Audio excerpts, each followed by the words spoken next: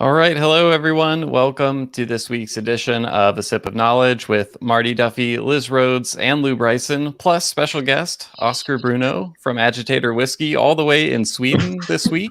I'll let your host give a more formal introduction to Oskar in just a moment. Real quick, before I turn things over, as always, to your right, you'll see a chat box. So feel free to say hello. Let us know where you're joining us from. Always nice to see people tuning in from around the world. So give us a shout out there. If you have questions at any point during the show today, there's another little section of your window at the bottom that says Ask a Question. So click that button, enter your question in there. I'll be keeping an eye out for those throughout the presentation. And last but not least, feel free to invite your friends to join us. There's a share button at the top that makes it easy to do that. But with all that said, Marty, Liz, Lew, the floor is yours now. Thanks, Will. Hey, and remember, only you can prevent forest fires. You and a huge team of firefighters. Remember that. All right. Hi, everyone. My name is Martin Duffy. I'm a former senior master of whiskey for DIAGEO. Oskar, that's a little tiny company you might have heard of. For 18 glorious months, I was national brand ambassador for Benedictine, which brings me, I've just finished the last 2 volumes of nice. all my journeys through Benedictine. And if You're just putting your expense reports in now? Are the pages stuck together? Well, you can now also get the 10-volume set. Ooh. That tells every moment where I raised the brand from 5,000 cases to 5,002 in 18 months. So, boom. For 8 glorious months, 8 glorious years, I was co-producer of the Chicago Independent Spirit Expo. And for the nearly 7 years in August, I will have been the North American brand representative, sole, by myself. Dances with Wolves, kind of lonely. Glencairn brand rep. Woo! Oh my God! I'm still alive after all that. It's hard to believe. All right, Lizard. Hey everyone! Thanks for joining. Thanks, Marty, for that intro. Mm-hmm. I'm Liz Rhoades, technical distiller and spirit consultant. Have just over a decade of experience across alcoholic beverage.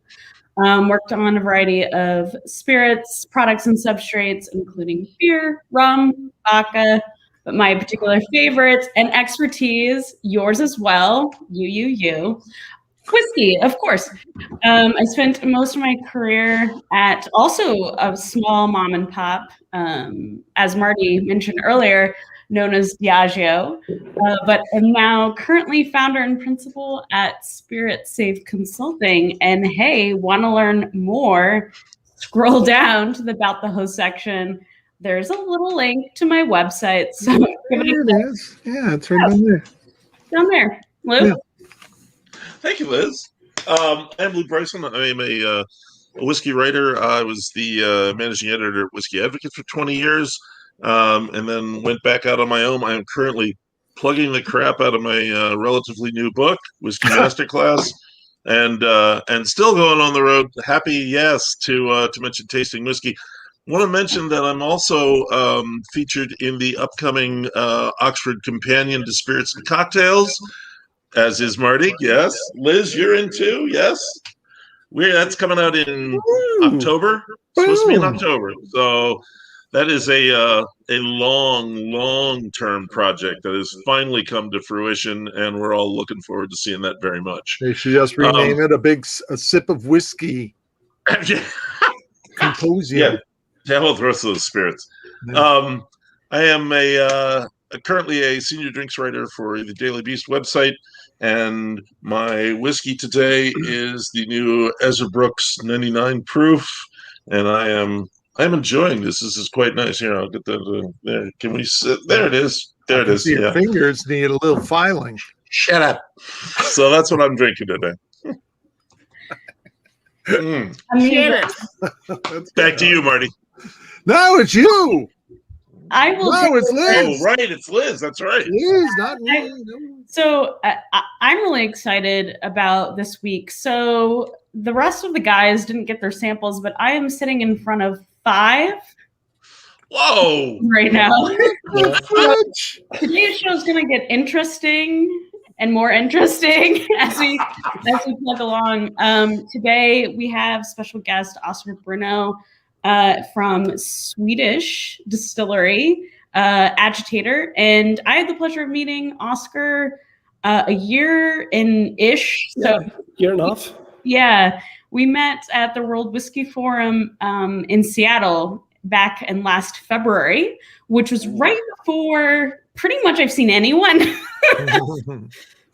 So, but we did have the fortunate pleasure of meeting. Oskar comes also with about a decade experience across the spirit sector, bouncing around from Sweden. He also did a stint in Scotland over at Brewdog, and he, came back, and pretty much Agitator is sort of his brainchild, integrating a lot of technology and kind of meshing that with art. And so that's what I'm about. You see my little tagline here: art plus tech equals amazing.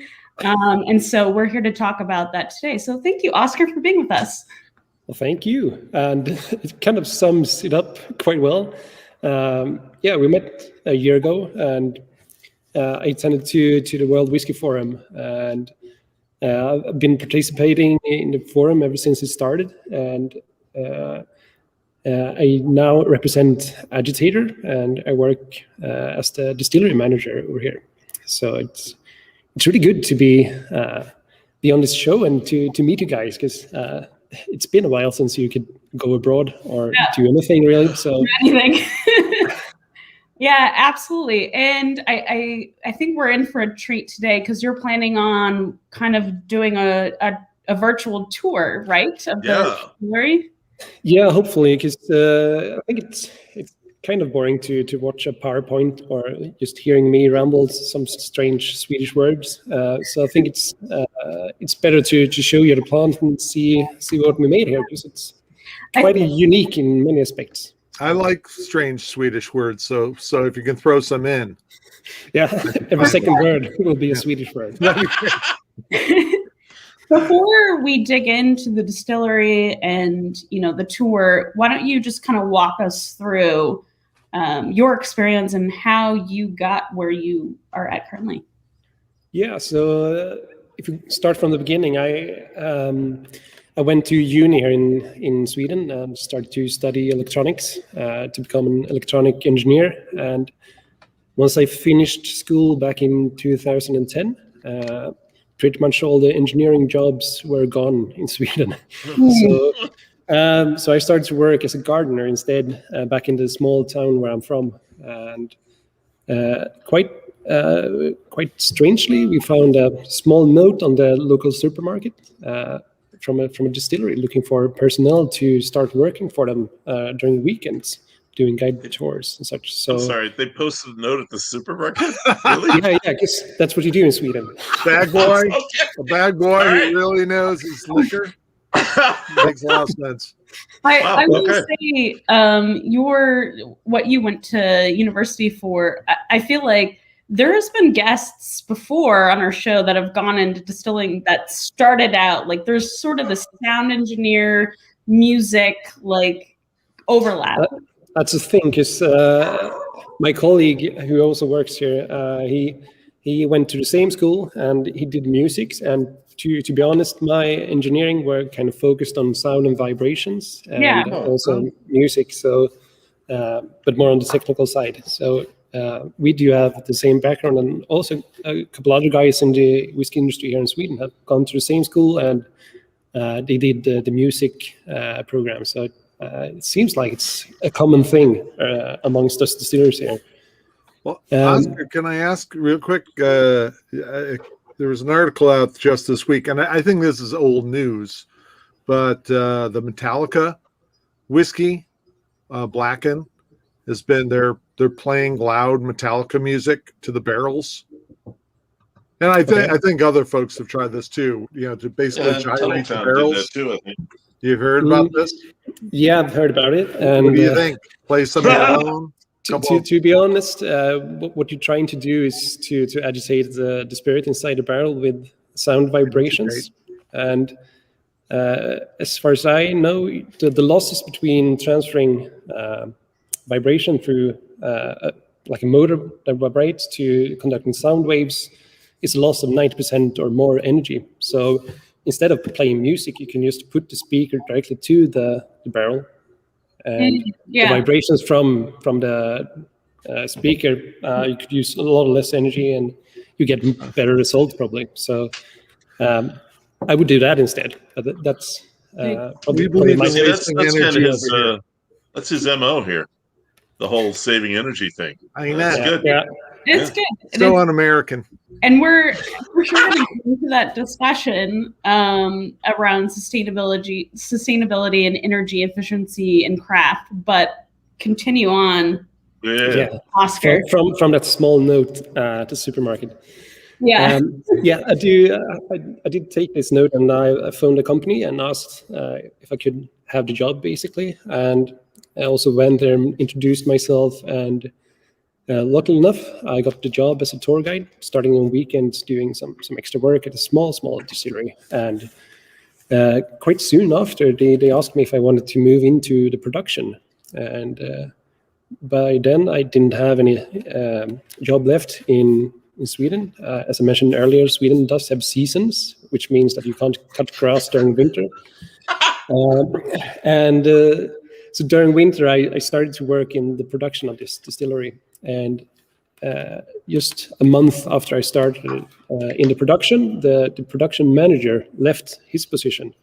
So I was stranded with a distillery to run and basically no experience. So I found a couple of books, started to read, and kind of did my IBD courses at the same time. So it was kind of out of the frying pan into the fire situation for me. But it went really well. We produced really good spirit for 2 years. Then sadly the company ran out of cash and fired all the personnel, and I actually moved to Scotland after that.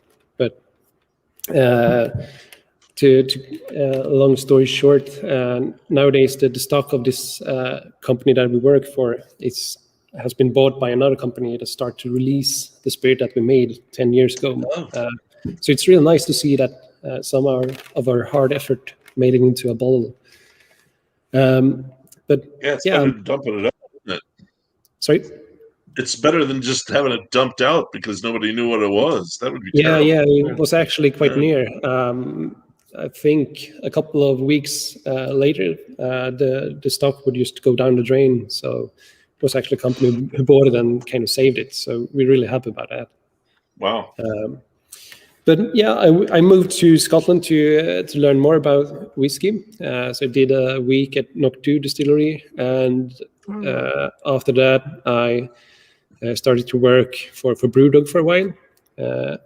And I also tried some jobs. I wanted to be a distiller, so I applied for different positions at distilleries. And the closest thing I got to being a distiller was doing a couple of work days at Thames Distillers down in London, where I learned about vacuum distilling because they had their special still, the Oxley still. So I think we'll talk more about that in the future. But that's the place where I picked up vacuum distilling. But anyway, after that, I went back to Sweden. So I think it's 2014 or 13. I came back to Sweden, started work for one of the largest breweries here in Sweden as a team leader for the beer production. I did that for half a year, and during that period of time, I had started with this project as a side project with another company in Sweden. And after half a year, we had pretty much finalized our plans for the distillery, and I started to work full-time with realizing the plans to build this plant. So from 2014 to 2018, we were in the planning and production phase of the distillery. And 2018, we went live and started to produce whiskey. And I think when we started to producing the whiskey, it was the first plant with large copper stills that produced whiskey in vacuum.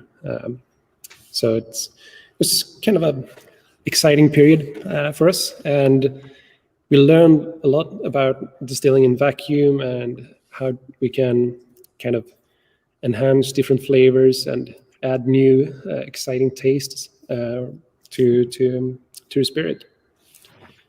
So that's my short story from when I started in the business back in 2011 to where we are today. 2011, 10 years, huh? Yeah, 10 years. From being a bag boy? Yeah. I guess I'm adding that.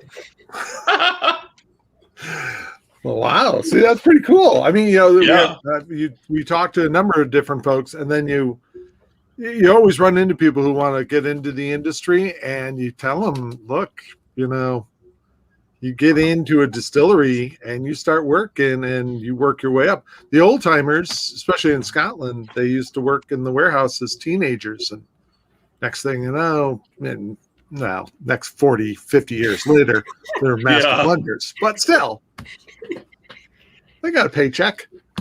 Yeah, I mean, that's, Look at Liz. Liz started off as a haberdasher. I don't know what that is. Oh my God. Never mind. So the Thames facility, were they targeting more vacuum for non-alc beer, or what did that look like? No, basically what they did, they produced a lot of gins, and I think they did lots of different brands. But they had this Oxley gin, which was, I think it's Bacardi's premium gin. Yeah. And they made it to stand out from other gins by using a low vacuum for the distilling process. So my role would have been to run the still and produce the gin in there, but they found a better guy for the job. They found a better guy? Yeah. I think so. Oscar, don't sell yourself short. Yeah. But basically, my ideas about how to produce in a new fashion kind of grew from there, because what I've been doing was the traditional craft distilling with copper pot stills, and you try to do it like you do in Scotland and produce spirit and just call it Swedish whiskey. But when we started with this product, building up Agitator as a distillery, we wanted to do something new. We wanted to challenge the convention and try to add new flavors to whiskey and explore what you can do, because we're outside of Scotland. We're allowed to use different raw materials that you can't use in Scotland. We're allowed to use different barrels to mature spirit in. And we wanted to kind of further develop whiskey as a category and see if we can find new interesting flavors and see how we can experiment with those. And for us, distilling in vacuum eventually kind of grew into, well, this should be our main thing that distinguishes us from other distillers, because you're not allowed to do it like this in Scotland, because we asked them. Right. Is there a Swedish style of whiskey? Are there other distilleries making something that you'd say is pretty unique to Sweden, or does everyone basically kind of use Scotland as the jumping off point? Yeah, we I think at this time we have roughly 10 or 15 or 20 distilleries here in Sweden producing whiskey. Most of them are quite small, and we do have a couple bigger than us. But the main style has been producing something that's similar to Scottish or Japanese whiskey. So you're trying to make a product that is really kind of delicate in flavor and premium, essentially. But if you look at different styles here, we have some guys in the west coast of Sweden producing heavily peat whiskey. Down in the southern parts, when Henrik it's producing pretty much everything from maize whiskey, and pretty much whatever grain it can find, it can turn into whiskey. So he's really interesting guy. And the guys up in the north produce a total different style, but everything is more or less similar to the Scottish theme or the Japanese theme. So when we came along, we were the first distillery that actually did something out of the box, trying to use new methods and new equipment to produce a slightly different style of whiskey. So, and I guess taking the from Scotch whiskey, is that just trying to not create the wheel, or is it, more about that's a safe space to be in? And I know if, like, from your perspective, you're trying to move the needle, think outside the box, but from is that more from a marketing perspective? Or I'm just trying to think of, as the world whiskey agendas and as that expands, is it more from a consumer perspective that that's what people know, and so let's not move outside of that? Or what's your perspective? I think it's both, because when you look at Swedish whiskey, it basically started 10, 15 years ago. The oldest distillery is from 1996 or 1997, so it's quite old. But we didn't have any distilling tradition here in Sweden that kind of resembled whiskey. So for us to get started, we needed to get experience or try to mimic someone who produced whiskey. So that's the reason why pretty much all the new distillers are a smaller version of a Scottish one.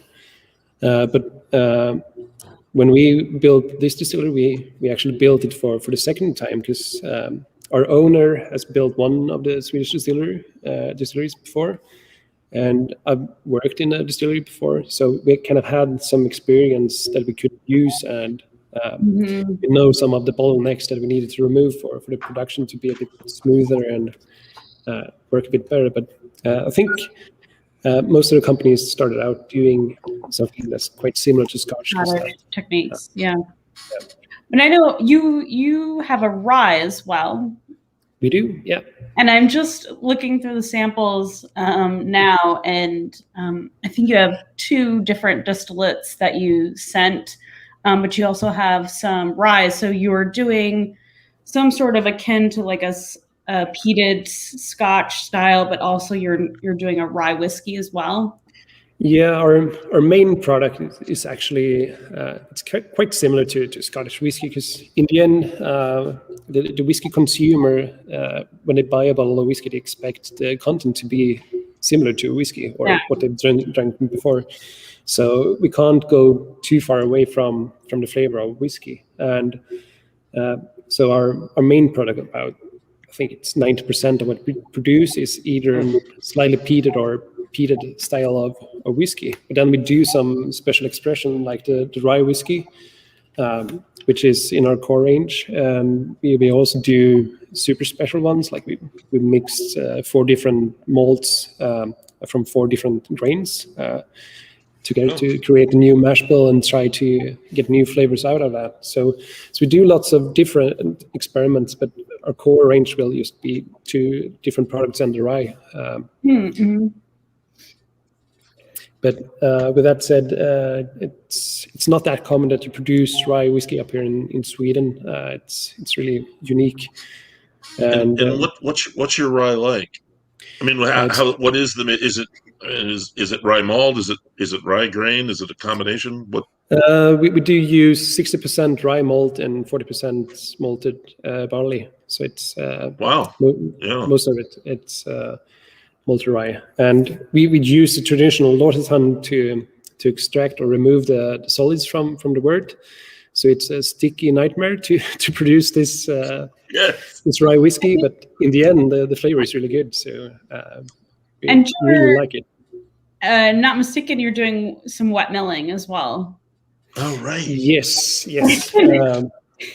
So basically, what we wanted to achieve here in our distillery is optimize every step of the production. So the start of the production is obviously we put the grain inside the distillery and we crush it and extract the starch from it. And a conventional distillery would just have a 6-roller mill or something like that to crush the grains, to get dust everywhere, and you add water to it in a later stage. And what we do is we, during the crushing of the grains, we start to add water immediately on the grains. So we kind of mash in at the same time as we're milling.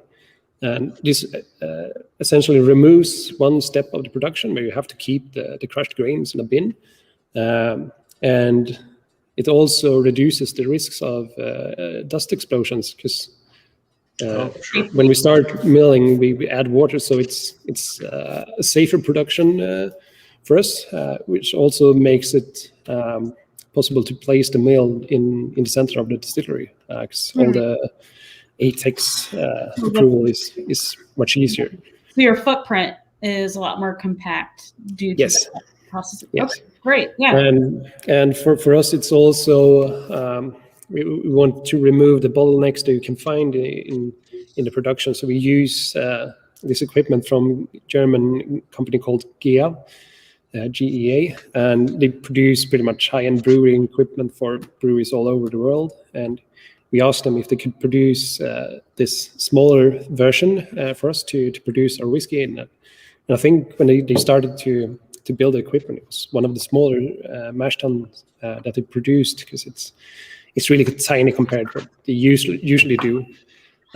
So our mill that we have here, it can crush 5 tons of malt in 1 hour. And for us, we only use 1.5 tons of malt for one batch. So it's quite a quick process to crush the grains and add water and start the mashing process. It takes us roughly 20 minutes. So it's really fast. Yeah. And then what about your warehouse, Oskar? So Lew was mentioning it's heated? Yeah, we do use the surplus heat from the stills to heat the warehouse. So these 4 big ones behind me, they produce a lot of heat, and instead of just venting it to the atmosphere, we can channel it through the wall to the warehouse and keep it nice and toasty during winter. So it's also one of those things, if you live up north, it kind of gets cold during winter. So for us, it's essential to keep water pipes from freezing, ourselves from freezing. So we need to keep the temperature up in the warehouse. Heat trace. Yeah. Well, but what about just not heating it? What would happen if you didn't heat it and you just let the natural cold take effect? I mean, how would that affect the maturation process? Is it too cold? Would it be? I mean, is that a thing? Well, for me, since I'm not that romantic about maturing spirit, I tend to look at it in a more scientific way. What? The things that happens in the barrel is chemical reactions, and from school we learned that most of the chemical reactions happen faster if it's warmer. So for us, we never go below 0 degrees centigrade in the warehouse. We keep it above that, but we do get some temperature fluctuations. We go from 0 to, or 3 degrees, I think it's the coldest we have, to 25, 30 degrees during summer. So it's kind of a big variation of temperature, but we don't need to go below 0. And the heating, so are you kind of forcing the then, or just kind of in the winter you're just keeping it constant? Well, we're forcing the air through the warehouse. So here in the distillery, we have to have a positive pressure inside the area where we produce the spirits. So we add lots of ventilation, or keep a heavy airflow in here, and the air will then channel through the wall to the warehouse. And in the back of the warehouse, we have a fan sucking the air out, just kind of pulling it through the building. And what kind of construction is the warehouse? What are the walls? Well, that's one of the things that I probably can't tell you because it's quite secret. We're actually in a top secret military area here in Sweden. Oh, that's right. I forgot that part. Yeah. Yeah. So basically, How did that happen? Well, if you look at the insurances for for spirit. It's kind of cheaper to have the spirit guarded by military people. So yeah, Wait, Sweden makes has sense. an army? Well, Oh, heck yeah. How do you I think know. you stay neutral? Yeah, trading whiskey for security. yeah. No, but to be honest, we are kind of in a metal shed. It used to be a warehouse for spare parts for the fighter aircrafts that's produced here in Sweden. Like an old but- Quonset hut kind of thing? That's what we would call it, Quonset hut. Quonset hut. Never Have heard you of ever that. watched Gomer Pyle, old reruns? They No, lived in Oscar, Quonset don't huts. worry about it. No, Yeah. no. I don't know. It's just like a big half pipe, is all it Yeah. is. Okay. All right. They're Oh yeah. still around, Liz. yeah, they I still can- exist today. Yeah, it's- actually, and one of Kilbeggan's warehouses is a half pipe. yeah, It's this concrete, is but more it's like not metal. more like a box. Whiskey Acres has it too. Oh, okay. Yeah, right there. Oh, now it's okay. DeKalb. Yeah. Yeah, that's fine. Should we? I wanted to ask some questions around some of the whiskey samples that you sent, but should we do the tour now? Yeah, let's get tour into that first, vacuum thing. and then I can give you kind of a quick tour just to give you a kind of a picture of what we have here and what we do. So I'll just grab my laptop here and you'll follow me around. I'll actually turn on the lights to get some more lighting here. All right, everyone. You get motion sickness, you might want to turn off right now. I think this is a first for us, isn't it? Yeah, this is high tech. Can we did a walk around? So this is my makeshift studio. So Wow. never mind that. I like it. But essentially what you can see behind me here now is our mill. Oh, So that's the wet mill. Nice. yeah, so this is Yeah. where we start our production. So up here you can see it's like a small hopper, Yeah. and this hopper sits on some load cells. So we can measure the amount of malt that we use inside this for each batch. And when it's time to mill, we let the grains go down from the hopper to the compartment where it says GIA. And here we start to add some water to the grains, so it kind of gets soft in the husk. After that, we have the rollers. So, in the mill. Oscar, Yep. warm water, cold water, hot water? We add about 62 degrees centigrade, so it's Okay. warm. Pretty warm, Uh, yeah. Yeah. So after it's been in this pre-conditioning chute, it goes down to the mill. We start to crush the grains with the rollers. And the reason this wet milling works is the husk gets really elastic. So it kind of, if you squeeze it, it won't fall to a million pieces. It can kind of, you can squeeze it, but the core of the grain will just explode. So you're squeezing out the content of the grain with one set of rollers instead of 4 or 6 that you usually find in a normal mill.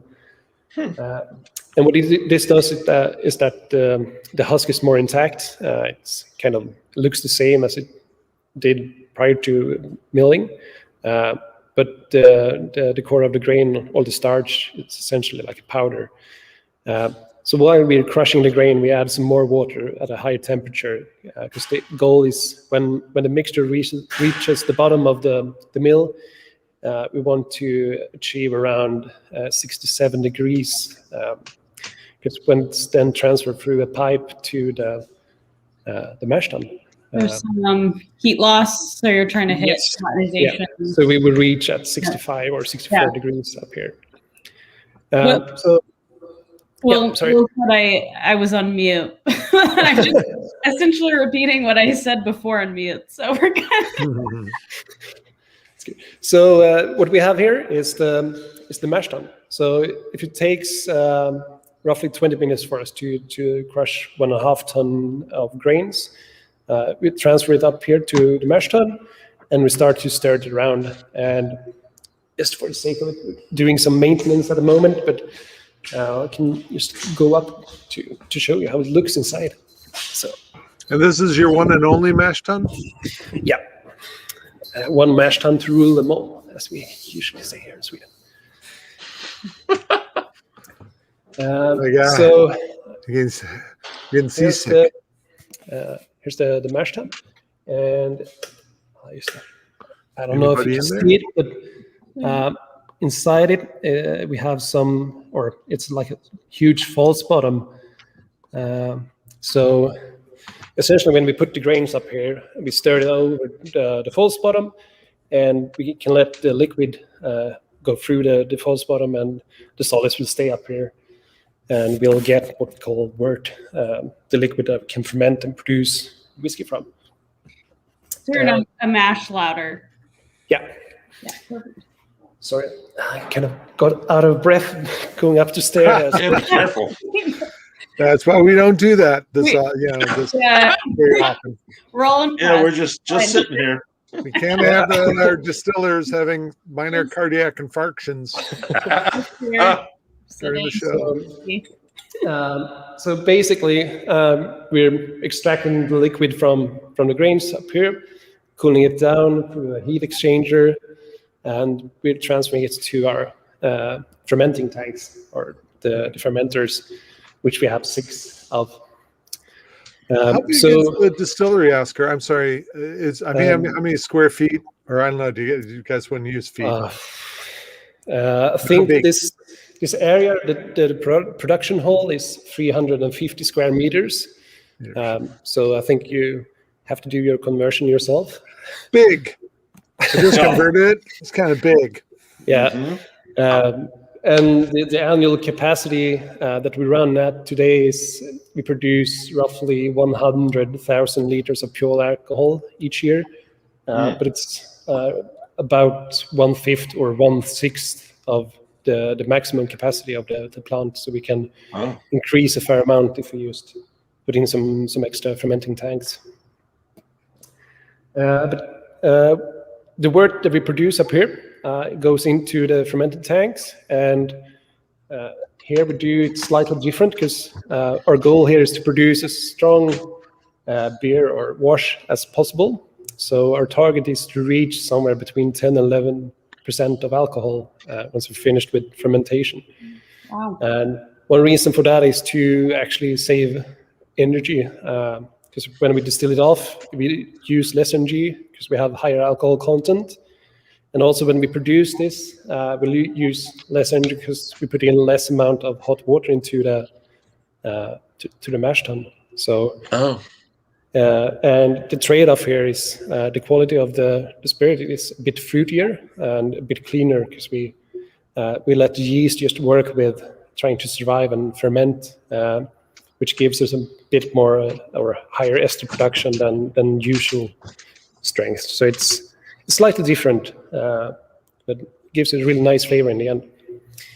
So are you working with specific varietals of barley then from an efficiency standpoint? Is that something you're tracking to try to get a varietal that's going to have a larger LPA per metric ton? Sorry, don't think I really understood the question, but we're kind of using the malts that's readily available for us. Okay. Yeah. And the reason is that we're trying to produce a peated style of whiskey, so we can't really request a special variety of barley. It's more or less peated. So, but for us, the yield is more important than the variety. Because we're trying to produce the flavors that we want from fermentation instead of using a different variety of barley. So we use different yeast strains and we let it ferment for a longer period of time. So our regular fermenting time is 7 days, which is quite long for a whiskey distillery. And we also have some temperature controlling on the fermenters. You can see this kind of spiral shaped. Right, so we can keep it quite cool when we ferment. So that's one of the reasons why we can reach about 10-11% of alcohol during the fermentation, and because we let it sit for 7 days and we don't stress the yeast too much with too high temperature. we'll get from that is far more fruitier wash than you usually find. So I was just going to ask, so the two different samples I think you sent over, definitely on the distillate side, so I think your phenol content, and I don't know if that's something you're keeping track of, but the two different distillates I'm appraising, one is definitely more phenolic, and I'm getting a lot of, even tropical fruit esters kind of in the one. Can you comment on? Yeah, they're made from the same wash, actually. Okay. So what we do is we ferment here for 7 days. Then once it's ready, we put it into our two wash stills that you have here behind me. So these are the wash stills. So here we distill the wash, and I don't know if you can see it now, but they're quite different in shape. The one here is far taller than the other one, which is short and narrow. And what we do here is we split the production from producing one wash, and then we divide it into two separate production lines for the distilling. So we essentially produce two different styles of whiskey. So the samples that I sent to you is the same wash, but distilled in different manners. So probably more of the tropical fruit esters and the narrow and tall, and more of the phenols and the short. Yeah, very interesting. Yeah, that's cool.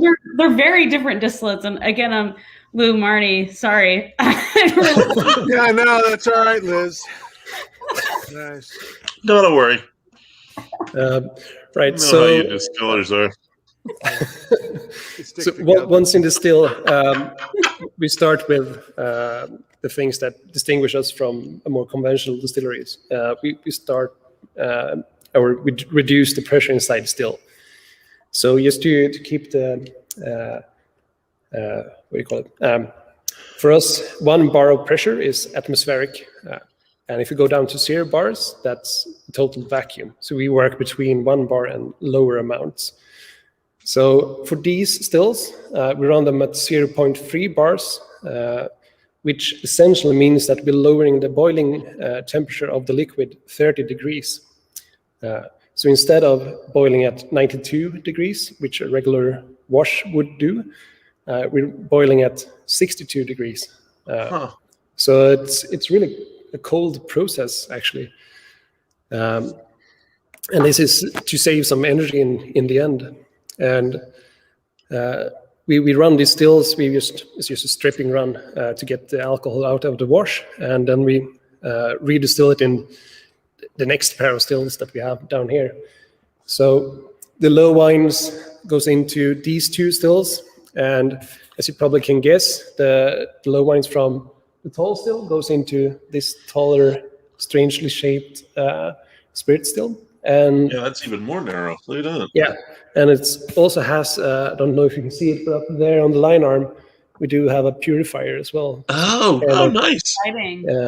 Makes the spirit as pure as possible.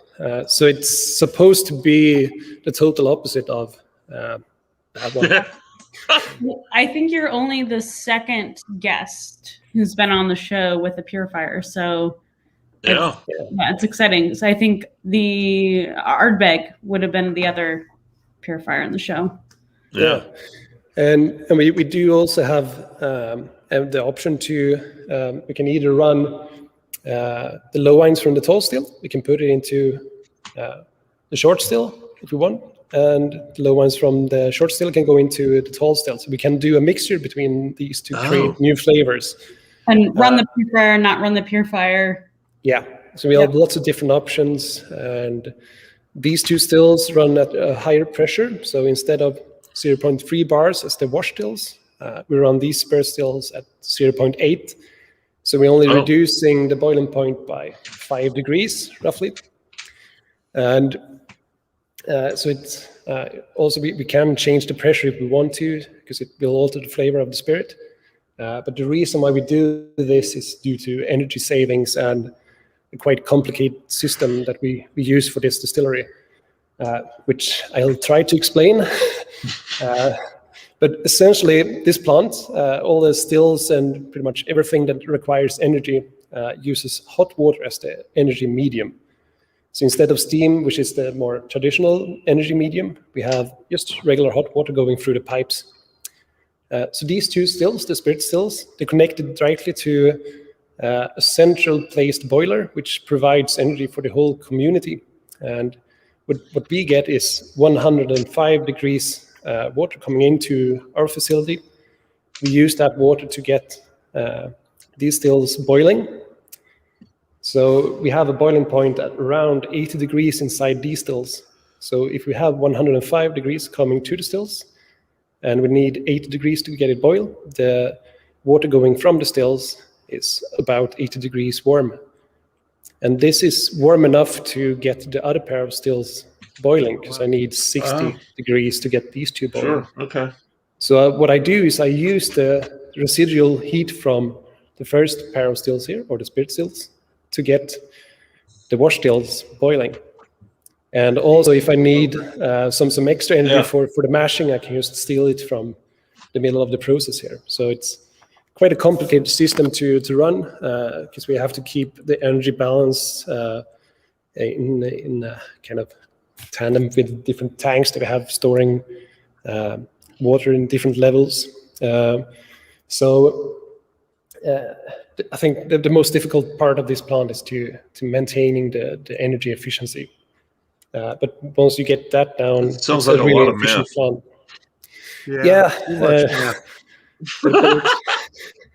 It's actually kind of interesting, because what it does, it lowers the cost for us to produce the spirit. And in the end, since we use the energy from this central boiler that provides the whole community with hot water, we know that the fuel that this boiler burns is only wood pellets. So it's a total renewable energy source that we use to produce our whiskey in a highly efficient plant. So the carbon footprint is really low, and the carbon that we leave behind is renewable. So it's one of the unique aspects of this distillery. So when your stuff comes out, it's going to be really cheap. We're a Swedish distillery. So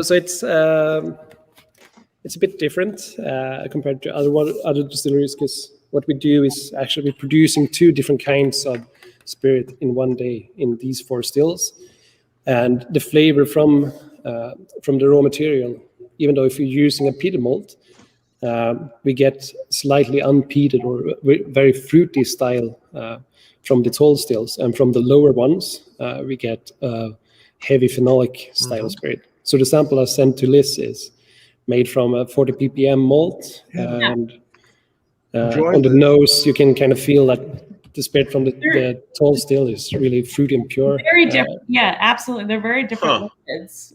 For sure, as I pointed out, I definitely get the tropical fruit ester profile from the taller. And did that go through the purifier as well?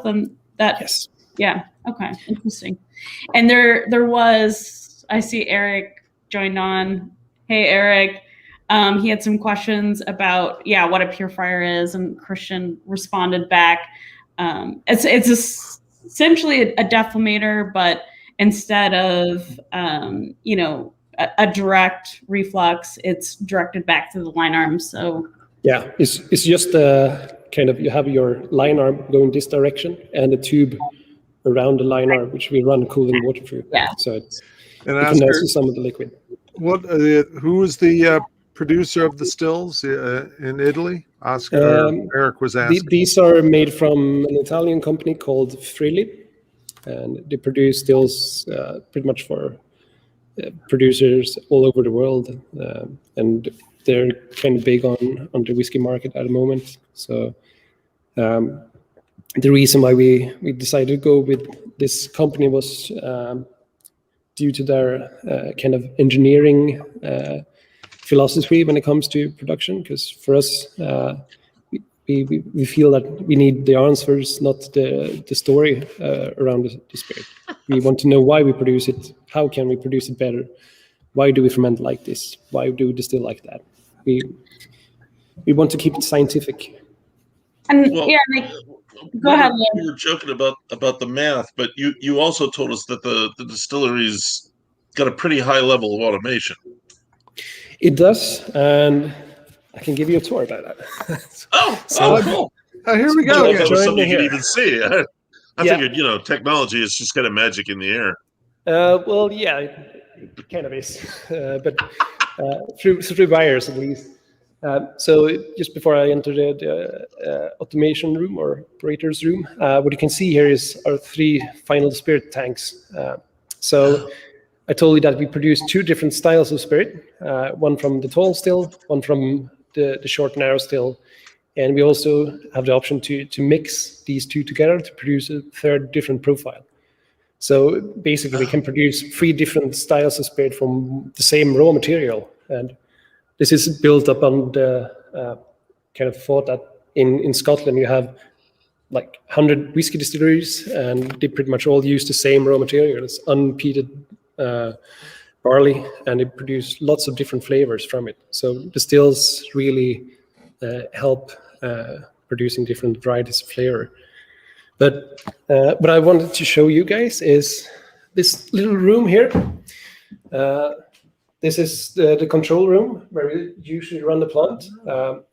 So we have 2 working stations, one over here where one operator can sit, and one over here where the second one can do some work. And from here we can pretty much control the whole plant. And I don't know if you can see it, but you can also see the mill and the sight glass at the mill. So you can check that it's working. And you can also see all the stills from this plant or this room. So it's essentially built around the operators. You're sitting in the middle of the distillery. You can see the milling, you can see the distilling, and you can control everything on the computers here. And if you have some electrical problem, the heart of the distillery is in this room.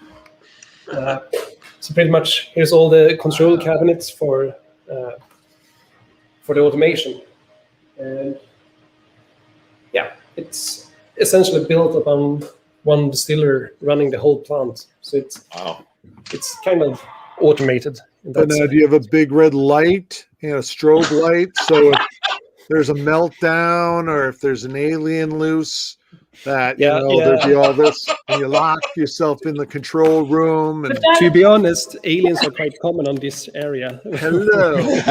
There you go. Just watch the movie The Ritual. It takes place right? in Sweden, and it's horrible. Sorry, Lisa. Yeah, we're not going to see the laser mounts on the roof, so that's kind of a disappointment. But yeah, that's what secrecy's all about. So yeah. So that's amazing. I'm sorry. I'm kind of like jaw dropping here. That's pretty cool. Yeah, this was no cheap little thrown together. No. Because some distilleries and it's this homemade still. It's kind of a rod in a bucket full of liquid, and it's in the back of a auto machine shop. I've seen. Yeah, I mean that shot there of the background on you in the pre-show. I was kind of gee whizzing about all the pipes there. And you said that's all about a lot of it's the vacuum. Yeah, channeling vacuum, that and ventilation and cooling water. So pretty much. And how many hours of welding did you say there was? 6,000 hours of welding. And sorry, it's quite intense when we. I wanted to make you say that again. I wanted people to hear it. That's wow. Yeah, so we essentially had 8 welders on site for half a year, pretty much. Oh my god! And at the same time, we had the electrician running around putting cables to all the instruments. So I don't know how many kilometers of cable they pulled, but it's really special. So the level of automation and the control is higher than you usually find this kind of small craft distillery. Yeah.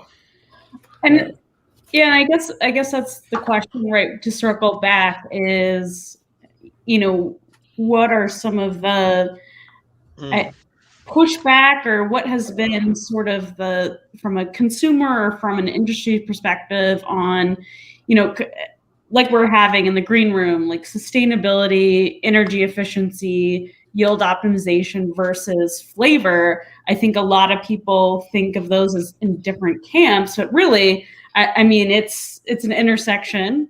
And so I want to hear your thoughts around, what was that thought process when designing? Well, for us, to be able to keep consistency is one of the quality factors when you produce spirit. And to do that, you need to pretty much do the same thing every day. And by using automation, the computer will do pretty much the same thing every day, because it doesn't get cold or doesn't get lazy. It just does what you tell it to do. And in the end, around, I would say, 80% of the work in a more manual distillery is just opening and closing valves, running around, checking if it's not leaking, or whatever. If you can remove that by using automation and focus on the 20% that actually influence the flavor of the product, for us, we can spend 100% of our time with the 20% that actually makes a difference for the consumer. So for us, it makes a big difference to have the automation to kind of let us work with flavors and kind of enhancing the flavors that we want to produce. So for us, we really see that automation is key for optimizing flavor. And usually, back in the days when you talked about automation, it was frowned upon, because you thought, well, if you use automation, you lose this kind of handicraft style of character. But in the end, nosing spirit is kind of the handicraft, or the craft behind it. And if we can spend all our time nosing spirit instead of just running around in panic and trying to figure out what went wrong, we can improve the product that we're working with. So for us, that's given. We need to automate to get it, to get the consistency of the product. But also by using automation, we can regulate or kind of optimizing the amount of energy that is used to produce the spirit.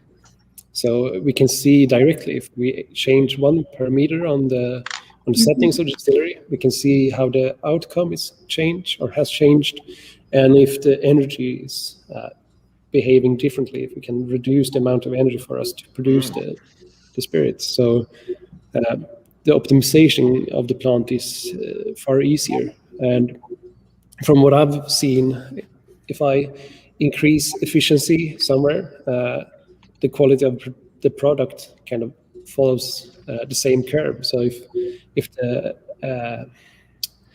optimization goes up, the quality kind of follows, because then you have better routines, you have more control of your plant, you know what's happening, and the quality is more consistent. So it's kind of the same thing, but different words for it. Sure, yeah. And I think, like you said, consistency or process standardization is a huge piece to quality. I, as a distiller, definitely agree. And it's interesting to hear your perspective. And I think even maybe some other distillers might take a more winemaker approach. Yeah. Where the inconsistency is more of the art. But I am in your camp without getting too. It has been my experience that usually it's that on this controversy over whether more or less automation, I found that the people who make the best whiskey usually have the best explanation for what they're doing, whether it's more automation or more handcrafting. And I think it's really about, I mean, I remember I used to say something about beer. I think one of the most important ingredients in brewing is the will, the drive, the impulse to make really good beer. And I think that works the same in whiskey. And I mean, you clearly have a drive to make the best whiskey you can, and you're doing that with automation. I mean, I've talked to some old school distillers who have very good reasons for not using automation, and they tend to be the really good distillers. So I think it's really important that you want to make good whiskey and not just make whiskey. Yeah. Intent, right? It's kind of like the Exactly. driver in the car. There's certain drivers will drive certain cars, and they're really good at driving that car. If you've seen Ford versus Ferrari, you know what I'm talking about. That's a recent film, Liz, so you should be able to be familiar. Have you with seen it? I really want to see it. I haven't seen it. it. I loved it. I thought it was great. Yeah? I just watched it on pay-per-view. That. That's a film, Oscar. You should watch it. Matt Damon. I'm sorry. We had some. I wanted to kind of dig into you mentioning you're about to launch some whiskeys finally. So wanted to dig into your lineup, but before we do, we had some comments and questions, which is always welcome. So I saw, hey, Christina is on from Germany. Dave from Illinois says hello in Swedish. Hey, yeah, everyone's saying a lot of. I thought that was typo. Hi. How do you say that, Oscar? Hey. J. What? Hey. Yeah. Oh, usually when you talk Swedish, you have to repeat the word to say twice. I don't know why, but I did. You just do it. Hey, it's the same thing in Denmark. That's literally only word I learned outside of like barley. But hey, priorities. Says exactly. Brad universal. Greetings from Panama. Also Christian also says hey from Sweden. And then Eric, again, he's had the pleasure of meeting Oskar and trying his spirit at Spirits of 10. There are a few vacuums still used above 20 liters in size, and even fewer used to make brown spirits. Looking forward to tasting the matured spirits. Eric beat you to the punch. Wow, man. Christian says 3,600 square feet in response to Marty. Yeah, thank you. You're welcome. And there was a legit question. So I'll just scroll down from Graham. Have Hurley provided you with calculations which have satisfied your regulators in Sweden that the alembic-shaped stills are safe to run under vacuum? I had to wonder about that too with the color. I wasn't wondering about that at all. But is that true? Yeah, they're just safe to run on the vacuum. They've been tested down to pretty much 0 bars. Wow. So there's no new issues, but it's a new technology because you usually don't see copper pot stills that run on the vacuum. So what you can't see is the inside of these stills. Some of them are heavily reinforced with stainless steel on the inside just to keep them from imploding.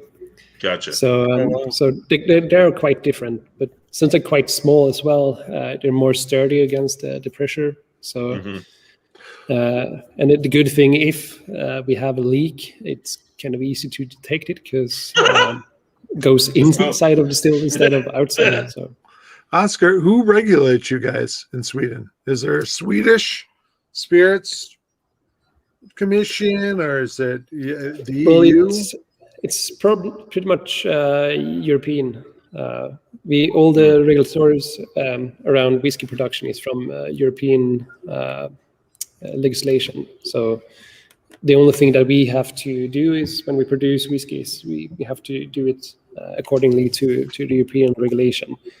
But here locally, we do have the tax authorities and a certain store that's run by the government, which is the only store in Sweden that can sell alcohol. So it's quite different from other parts in the world, but it works for us. And where are you located in Sweden geographically? Are you Stockholm? Are you far north in the hinterland? I think the easiest part would be to say, do you know where Stockholm is? And if you do, just go like, if this is Sweden's with Stockholm is located on the coast, and in the middle, that's where we are, but in the same level as Stockholm. So we're pretty much in the center of Sweden when it comes to population, but really far down south when it comes to the landmass. Can people visit you guys, or is it because you're top secret? Well, they can, but they will be shot. You guys So have one-way guns? trip. Like, the equivalent, Right. I could tell you, but I'd have to kill you. Is that sort of Yeah. If people but- approach, do you guys just go in the control room, press a button, and think? Yeah, You become especially when subterranean? the authorities, tax authorities or whatever, approach us, then we just So your Awesome. lineup that you were about to launch. So where are those going to be located? When and what? All those questions. Yes. So basically, we started producing our whiskey back in 2018. The first spirit came off the stills in the beginning of February. The first barrel was filled late February. So we do have some 3-year-old whiskey right now, which is ready to start sell. But we need to have different flavors from different barrels because we even though we produce 2 different kinds of spirit from one raw material, we put it in lots of different barrels, so we get lots of different flavor profiles. So for us, we want to produce a core range, which is kind of, we will have like a slightly peated flavor to it. It's not heavy peated. You can barely tell that it has some peated elements to it. So for our core range, I don't know what we wrote on the bottle list, but it's either who's malt or Yeah. So for the distillate, certainly it sounded like it was at 40 ppm, smoked malt, the peated malt, which got the very different profiles. I'm looking at the matrit samples, and it looks like I have the rye, a smoked, and then a non-smoked. Yeah, so probably the non-smoked is our core product, Okay. which is essentially made from peated malt and some unpeated malt, but it's most of the spirit comes from the tall stills, so it's really light in peatedness. And what we do is we put this spirit into 4 different kinds of barrels. We use mainly bourbon barrels. But we also use New American oak and some sherry wood, and also, or sherry barrels, I should say, from sherry wine, and also some chestnut barrels. So in our core range, we do use some what do you call it? New exciting wood varieties. So chestnut is the go-to variety for us. Chestnut. Yeah. What about Swedish wood? Don't you have any Swedish oak? We do have Swedish oak, which gives kind of a pepper note to the spirit, but it's not the kind of wood that we want in our spirit. Lots of different producers in Sweden use it, but for us, we can stick with American oak or chestnut as the go-to. How is the chestnut in terms of evaporative losses? Is that pretty? The evaporative losses are quite small, but the leakage are huge. Yeah. Oh, yeah, that's what I heard. Yeah. Yeah, it's kind of porous. Yeah. We lose quite a lot from maturing in chestnut, but what it gives is kind of the flavor you get from American oak, but much deeper color and also a bit drier mouthfeel to it. So I can see that. For us, it's a really good barrel that works well with our spirit. So our sample is made of above 10% chestnut, and the rest is all the other types of wood. It's really nice, and we'll put this on the market later on this year. Okay. And just before Christmas, we will launch a product that it's finished in chestnut, so it's completely a chestnut version of our whiskey. So we put in bourbon barrels. It's matured for 2 years in bourbon barrels, and the last year is finished in chestnut. Oh, wow. Chestnut. Which gives a really exciting or taste. charred? Sorry? Toasted or charred, or what's it's charred. See, that'd be good if it was chestnuts toasted over an open fire. And sell that around Christmas time. Yeah, Oskar, you didn't know this, but marketing boom amazingness happens on the show. So Oh, we give these ideas away all the time. it's great. Oh, that's Awesome. good. That's good. Toss them like candy off a float in a parade. I tell you. To me, I really enjoy how the ester profile still comes through even after maturation. So I think it, as you mentioned before, I think it is a good, a good partner with the profile. Yeah.